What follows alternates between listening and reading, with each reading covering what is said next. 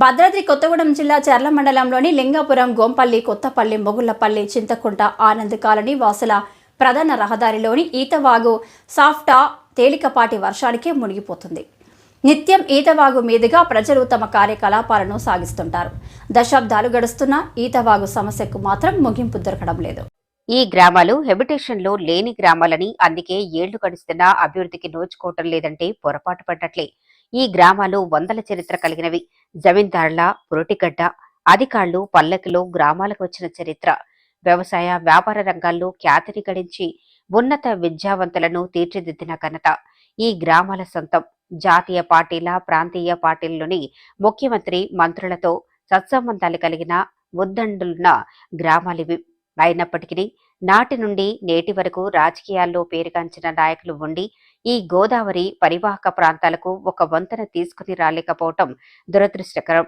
ఎలక్షన్లో పార్టీ అభ్యర్థుల తలరాతలను మార్చే గ్రామాలై ఉండి ఈతవాగు వాటికి నిధులు సమకూర్చుకోలేకపోతున్నారు. ప్రభుత్వాలు మారుతున్నాయి, పాలకులు మారుతున్నారు, అయినా ఈతవాగు బ్రతుకు మాత్రం మారటం లేదు. ఈ గ్రామాల్లో రాజకీయ నాయకులకు కొదివే లేదు. అధికారుల వద్దకు ఈతవాగు సమస్యను తీసుకుని వెళ్లి కావలసిన నిధులను మంజూరు చేయించడంలో నాయకులు విఫలమవుతున్నారని విమర్శలు లేకపోలేదు.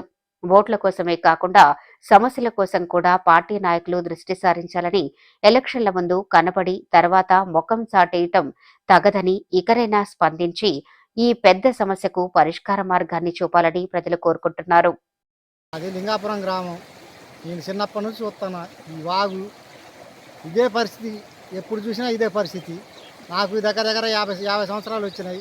మాకు ఇద్దరు పిల్లలు పెళ్ళిళ్ళైనాయి. అయినా పరిస్థితి ఈ విధంగానే ఉన్నది. మాకు చాలా ఇబ్బందిగా ఉంది. దయచేసి అధికారులు మా గోడిని ఆలకించి ఈ 4 గ్రామాలు ఉన్నాయి ఇక్కడ. కొత్తపల్లి, లింగాపురం, గొంతుపల్లి, కొత్తూరు, మొగలపల్లి, ఈరాపురం, ఇన్ని గ్రామాలు దీని మీద ఆధారపడి ఉన్నాయి. త్వరగా చర్య తీసుకొని దీనికి ఏదో ఒక మార్గం చూపించగలరు.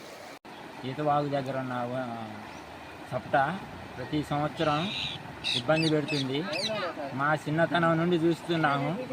50 సంవత్సరాలైనా దాన్ని బ్రిడ్జి కట్టే నాదులు లేడు ఇంతవరకు. దాన్ని మరి అధికారులు పట్టించుకోవాలి, అధికారులు, రాజకీయ నాయకులు అందరూ.